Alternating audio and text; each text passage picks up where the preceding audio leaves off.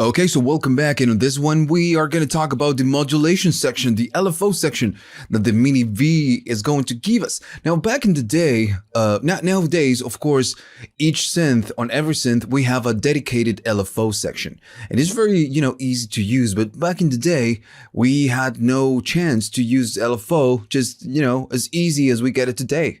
So the Mini V is that example.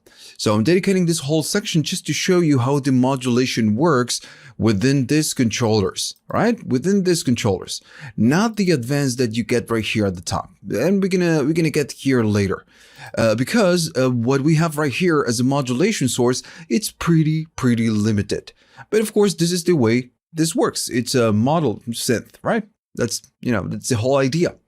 So, okay, so first, again, remember this series is for starters, is for beginners. I'm teaching you how to use this, right? If you already know how an LFO is, you're going to get a little bit bored because some of the concepts I'm going to teach you are pretty simple to you, all right? So just remember that. Okay, so first of all, I'm going to start with a default template. I'm going to go there and then go to advanced and disable. And this one is important. Just disable the modulation. Okay. So, all right, so we know how oscillators works and how this works now. So remember, this is the second video of the series. So if I play a key, we get a sound, and that's cool. We get a simple sound. Now I'm going to disable the number 1, the number 2, and I'm going to leave the number 3 on. And I'm going to just show you how this works. So I'm going to turn on, turn all the way up the volume of the number 3, and that's the way it sounds. All right, so pretty simple. Okay, so notice if I go right here at the top, I'm starting on the 2, we are on a higher octave. So if I play something, notice right here on the oscilloscope that, we get many of these triangles, this saw. Actually, it's not triangles, it's a saw. If I go to triangle, we get a triangle. And you know what? Maybe I'm going to keep there.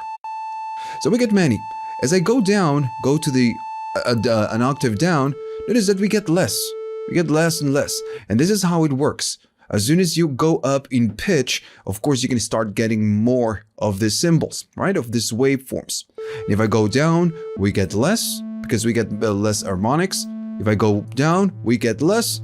And then if I go in a lower, super lower octave, we get this. And notice that we can almost not hear anything because it's super slow, right? Super low. So then you get the low. And if I go here, notice that we almost get nothing. There is a tiny movement and we cannot hear what's going on. And if we can hear something, it's like a tiny clip, right? It's a tiny noise, but we don't hear this. So the idea of modulations, and I'm going to turn this back off. I'm going to go to the second one and turn the volume up. The idea of an LFO is that we can use something to move something, to modulate something. So if I play this, what I want to do, the whole idea is that I want to move this, something like this. I want to move this. I want to modulate this. So if you want to do this, to move and modulate this, you have two options. Do it by hand, just like I'm doing right now, which is, one option. And the other option is to use an LFO. Use an instruction that the synth is going to give you to move this automatically, right? That's the idea. That's what an LFO is. So, all right, so we can move this manually or use an instruction. Right here on this panel, we have no way where it's, place that says LFO. But we have an oscillator modulation. So how this works is that we can use the oscillator number 3, use the wave shape and the speed of the oscillator to provide this instruction that, we want to do. So, okay, so first I'm going to turn this off and I'm going to turn the one back on. So this is the sound. And notice that the third one and the second one are off. So I'm going to play this. And right now we are on the super low. Remember, we cannot even hear the low. I'm going to go and turn on the oscillator modulation. Nothing happens. So to make this work, we need to go to the modulation wheel and turn it all the way up. And if I press it, we get something. So what is happening is that behind the scenes, remember this one, it's kind of let me just turn it on again. It's super slow. Notice it's moving, right? It is moving. Even though we cannot hear it, is providing a movement, is giving an instruction. And that movement is equal to whatever wave shape we are using right here. Notice it moves differently. If I go there, it's different. And on this one, it's just a little bit different. So what it's doing when we activate the oscillator modulation and the mod wheel is that this movement that we are using on the third oscillator, it's being used to move the oscillator frequency. It's just moving the pitch, just modulating the pitch. So that's how, how we use an LFO. And this is an LFO. It's something that we can really hear, but when it goes super low, we cannot hear it, but it's still moving. And when it's moving, it's providing an instruction of how to move. So when I go right here to the number 1, this one, it's telling the oscillator number 1 that it needs to move like this. Okay. So now, of course, the way it needs to move, it depends on the waveform that we are using. So if I change it, it's going to move on a different way. And right now, it's doing the pitch. Notice that with the square, we get this on-off kind of a, ambulance kind of a thing. All right. So this is not the most important part. If I press a key, of course, is going at a certain speed. Now the pitch, remember, just like we did right here, it goes faster or slower. This one will affect the speed. If I go up, notice that it goes faster. So this is like the rate control of the LFO now. If I go slower, we can go slower. So this is the way you apply an LFO on this synth. You activate the oscillator modulation, and this one will control how the LFO is with the waveform. You need to go to low or low mono, and then this one will adjust the speed. So of course, right now it's on, but if we turn it off and we turn all the volume off, all the volume, to 0, it doesn't matter. It's still going to provide this instruction. This one is listening internally to this instruction. Okay, so this is how we, handle the pitch. So there's one more thing that you really need to learn. Right now, I'm going to go and press this one. Maybe this one.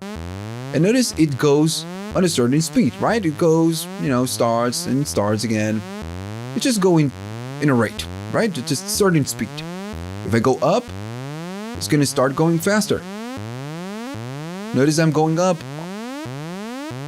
And this is the same idea we discussed earlier. When we go up in pitch, it's going to go faster. So this is what it's doing. I go up in pitch with the keyboard, and it goes faster and faster and faster and faster. Maybe this is not what you want. If this is what you want, that's okay. But sometimes we just don't want to change the speed of the LFO when we press different keys, right? So that's why this button, it says oscillator control. So this one will disconnect the keyboard pretty much. And every time you press a key, it doesn't matter which key you press, it will always do the same speed. The same rate.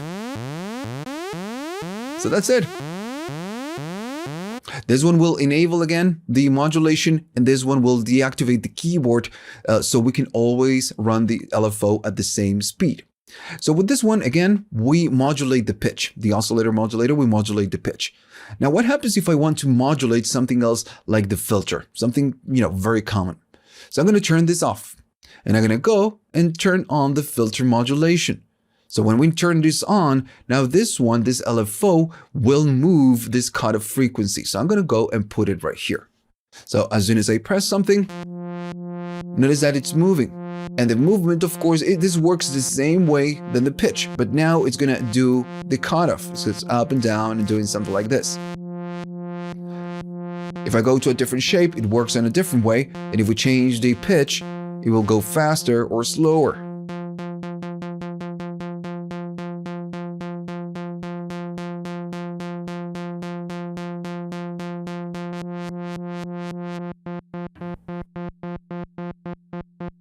All right, so that's it. That's the way it works. Now, of course, if you think about this, the abilities within the actual synth, not going to the advanced, of course, it's just very limited because you can only use this one LFO, and then you can only modulate the pitch, and you can only modulate the cutoff frequency, which is very limited. What happens if you want to do the resonance, or maybe you want to do the second oscillator, or maybe you want to modulate the loudness control? So you cannot do it from this panel, from the original, knobs. You cannot do it. That's why you get the modulation, and we're going to talk about this later. So you get a way of selecting whatever is that you want to do and modulate whatever is that you want to modulate. That's the idea. That's how it works. That's why you get it.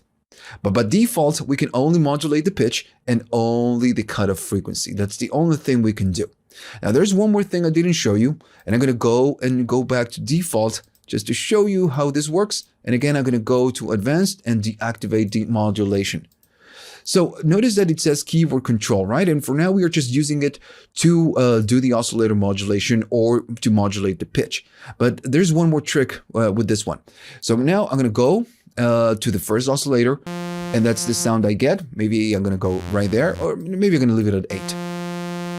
And then I'm going to use this one. If I go and turn this on, right, and I turn all the volume up, that's the sound we get. We are playing the same octave and the same shape. And that's cool.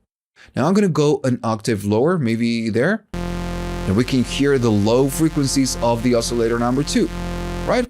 That's cool. And if I detune it a little bit, it's just going to sound maybe a little bit better. Okay, so that's not the trick.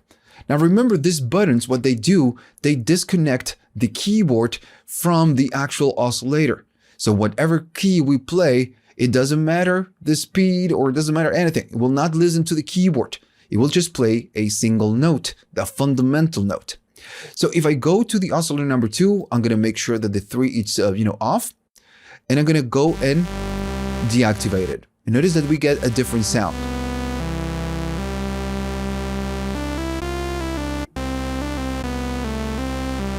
So it's a little bit different, right? Okay, so what is happening is that now when it's on, the oscillator number 2, it's listening to whatever key we play right here at the bottom. So it's playing that note. Since we are disconnecting the oscillator from the keyboard, it doesn't matter what we play. It will always play the same note. So I'm going to turn this off and just listen to the oscillator number 2. And notice I'm playing different keys right here, but it's always playing the fundamental note, which is a note, a single note. It doesn't matter where I play. And we can control this with the semitones. We can, go to a different note. I just play different keys. Now, if you think about this, this is how bagpipes work. They play a fundamental note that stays in the background. And then at the top, of course, we play something different. That's, the same idea. This is just playing a single fundamental note, and the one following the keyboard is the oscillator at the top. So we get this, sound with the fundamental at the back. So that's it. So now we know how this works. Now we know how to use the modulation source, the built-in modulation source, how to detach the keyboard from the oscillator number 2 and 3, and how to run an LFO with the cutoff, with the filter modulation.